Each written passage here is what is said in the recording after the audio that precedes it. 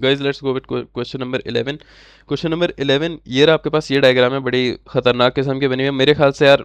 मतलब काफ़ी ज़्यादा इंपॉर्टेंट लग रहा है यार, ये वाला मज़े का भी लग रहा है देखने में। तो क्वेश्चन नंबर 11 गाइड में भी सही से सॉल्व नहीं हुआ हुआ, तो इसको हम शुरू से सॉल्व करेंगे। और बहुत इजी कॉन्सेप्ट दे रहा हूँ, बहुत सिंपल कॉन्सेप्ट है।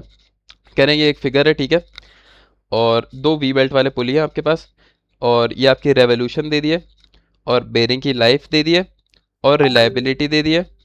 अब आता है मेन गेम। कह रहे हैं जो बेल्ट की टेंशन है ना, लूज साइड ऑफ पुली ए। पुली ए आपके पास कौन सा है? आई एज्यूम ये, आई एज्यूम नहीं लिखा हुआ, एज्यूम क्या कह रहे हैं, जो आपकी लूज साइड ऑफ पुली ए है वो 15% है टाइट साइड के। मैंने आपको बताया है कि जब भी कोई पुली होती है या फिर आपकी साइकिल साइकिल का जो होता है गियर सेट पीछे और आगे वाला, उसमें जो ऊपर वाली साइड है वो एकदम टाइट होती है और नीचे वाली यूं ढीली सी आ रही होती है। और क्या है, इसको हम कहते हैं टाइट साइड, इसको हम कहते हैं स्लैक साइड। ठीक है, मॉम की लैंग्वेज में MOM। तो ये आपका T1 कहलाता है। जो भी टाइट साइड होगी वो T1 होगी, जो भी लूज होगी उसको T2 कहेंगे। और जब भी आप टॉर्क निकालोगे यहाँ पर इस पुली के लिए, तो आपका टॉर्क बराबर होगा, हमेशा टॉर्क बराबर होता है F/R। लेकिन ये यहाँ पुली में जब भी फोर्स लगेगी तो वो टेंशन का माइनस होता है, मतलब टेंशन 1 माइनस टेंशन 2। क्योंकि टेंशन 1 ज़्यादा टाइट साइड होती है, ज़्यादा टाइट होती है, ज़्यादा बड़ी होती है, ज़्यादा टेंशन होती है, वो पहले आती है, टेंशन 2 बाद में आती है। तो ये टॉर्क का फॉर्मूला बनता है फॉर पुलीज। ओके, ये आपको ध्यान ध्यान जहन जहन जहन में रखना है। ओके, तो यहाँ पर आपको इन लोगों ने बोला हुआ है कि पुली ए जिसकी दोनों साइड P से रिप्रेजेंट है, मतलब P1 मेरे पास टाइट है, P2 मेरे पास वो है स्लैक साइड है, ढीली साइड है। तो यहाँ पर मैं बोल सकता हूँ कि जो मेरी P2 है वो बराबर है 0.15 P1 के, एज पर क्वेश्चन इन लोगों ने क्योंकि बताया हुआ है कि जो आपकी बेल्ट की लूज साइड है, मतलब जो आपका P2 है वो बराबर है 15% of P1। Okay, of tight side. तो आपने डीप ग्रूव याद रखना है, ये डीप ग्रूव का word, deep groove bearing select करना है आपने।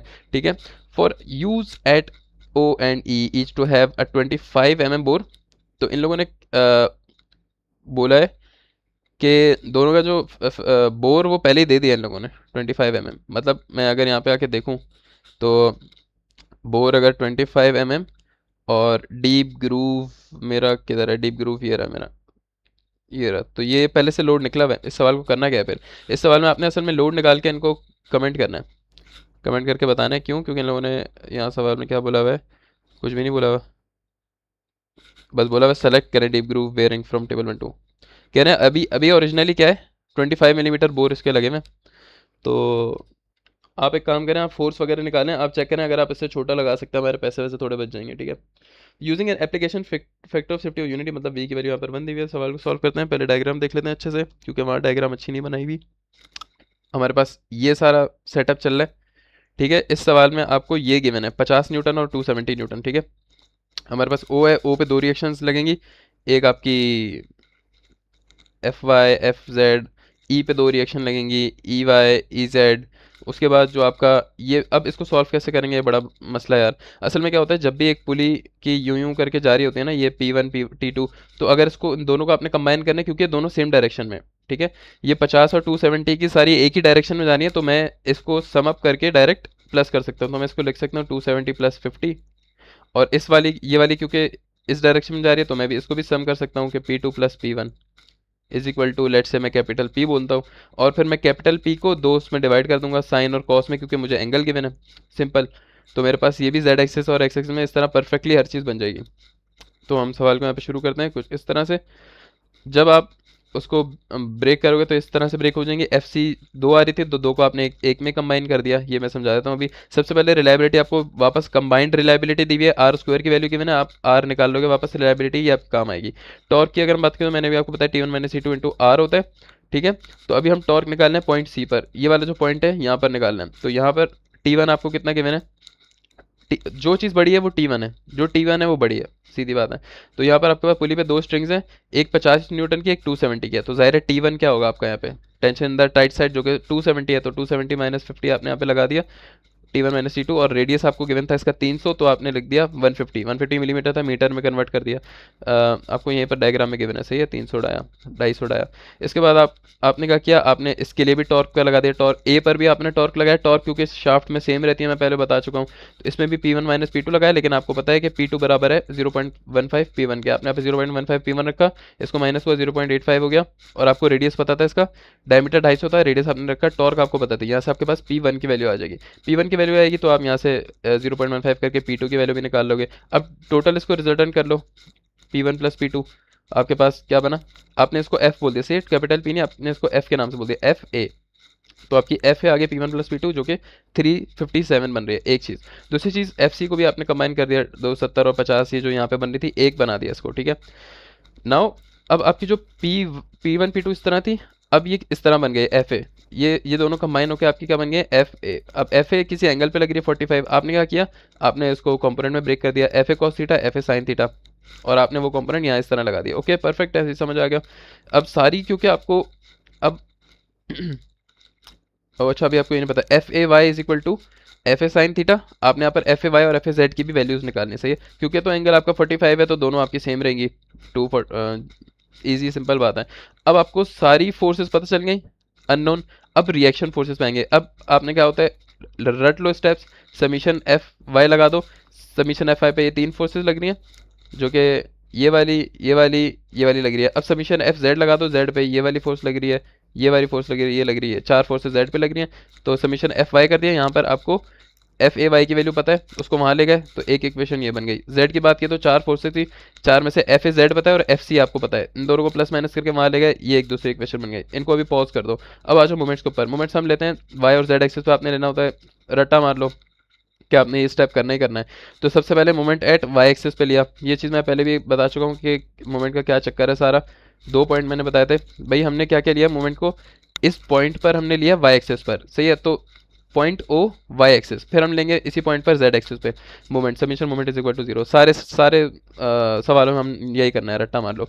तो यहाँ पर जब आप मोमेंट ले लोगे उससे क्या होगा कि जो भी इस पॉइंट पर, पहली बात तो फोर्स लग रही है वो आपका मोमेंट नहीं बनाएगी, मतलब आर ओ जेड और आर ओ वाई ये तो मोमेंट नहीं बनाएगी, आगे आ जाओ।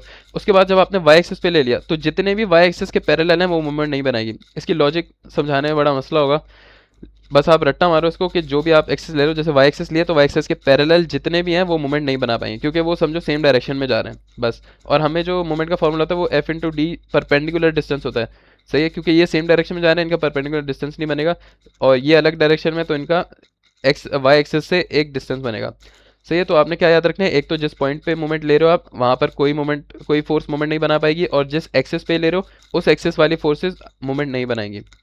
तो अभी हम वाई एक्सिस पे ले रहे हैं तो वाई एक्सिस वाली मोमेंट नहीं बनाएगी, तो अब क्या क्या क्या बनाएगा, एक ये मोमेंट बनाएगी जेड वाली, एक ये मोमेंट बनाएगी जेड वाली, एक ये मोमेंट बनाएगी जेड वाली।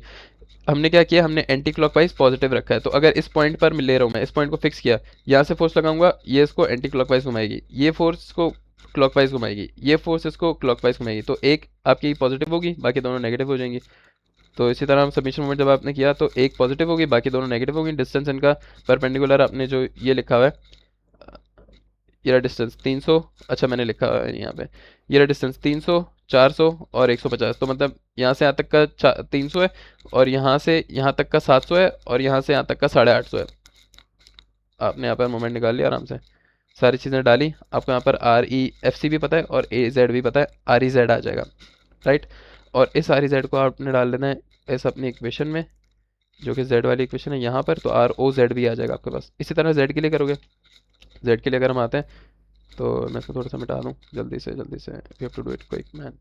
जेड एक्सिस, इस पॉइंट पर कुछ नहीं लोगे, ये भी नहीं लोगे, ये भी नहीं लोगे, ये भी नहीं लोगे, जेड एक्सिस पे आ गए, सिर्फ जेड वाली फोर्सेज लेनी है। जेड वाली फोर्सेज एक ही है, एक ही है, बस दो फोर्सेज हैं, ए वाई आपको पता है, ई वाई आ जाएगी आपके पास, तो ए वाई इंटू 300 कहाँ है, A Y into F A Y into 300 और आर ई वाई इंटू 0.85, ये पता है आपको, इसे डिवाइड किया, आर ई वाई आ गया, आर ई वाई को यहाँ रखा, आर ओ वाई भी आ जाएगा, सही है। रिजल्टेंट ले लो, आपके पास दोनों आ गए सारे, आर ओ और आर ई दोनों पे रिजल्टेंट ले लो, जो भी आपने जेड और वाई वाले निकाले हैं इनका रिजल्टेंट लोगे तो आपके पास ये दोनों आए।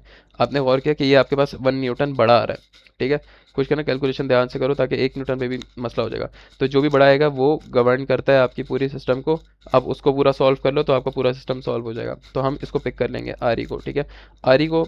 अब यहाँ से कैलकुलेशन C10 शुरू हो गया, C10 का हमारे पास फॉर्मूला होता है V F R x D, ये सारा रिलायबिलिटी हमने शुरू में निकाल लिया। वी फैक्टर आपको गिवन है, आई गेस यूनिटी गिवन था, 1 गिवन है, वी फैक्टर क्या गिवन है आपको सवाल में, let's see V factor, let me see, आपको जो वी फैक्टर है, apply application factor of unity, V की वैल्यू 1 गिवन है, सही है, यूनिटी का मतलब 1 होता है, तो वी की वैल्यू आपके पास 1 है, बी आपके पास वही 1.48 है जो कि इसका नंबर होता है, वेबल पैरामीटर है, क्योंकि 10⁶ हम लिखते हैं, तो वेबल पैरामीटर में कॉन्स्टेंट रहेगा 1.48, और कॉन्टैक्ट बॉल बेरिंग है तो यहाँ पे उसके लिए ए की वैल्यू 3 होती है। ठीक है, तो ये सारा फॉर्मूला है, हर चीज़ पता है आपको। फोर्स कौन सी लोगे आप, सादा वाली लोगे 196, यहाँ पे आपने वी डाला, 196 डाला, एक्स टी की वैल्यू डाली, नीचे वाली सारी वैल्यू डाल दी, रिलायबिलिटी बी डाल दिया, ए डाल दिया, तो आपके पास सी 10 आ गया 8.9।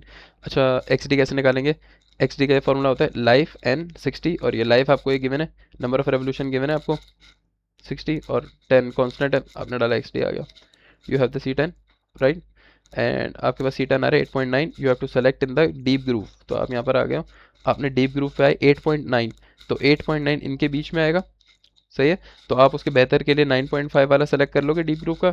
डीप ग्रूव का मतलब 17 वाला आपने बोर सेलेक्ट करना है, तो आप इनको बता सकते हो कि यार पहले आपका जो लगा हुआ है ना वो 25 बोर लगा हुआ है, तो ये जो है जिसकी सीट है ना 14, क्योंकि जो 25 वाला है ना, ये 25 का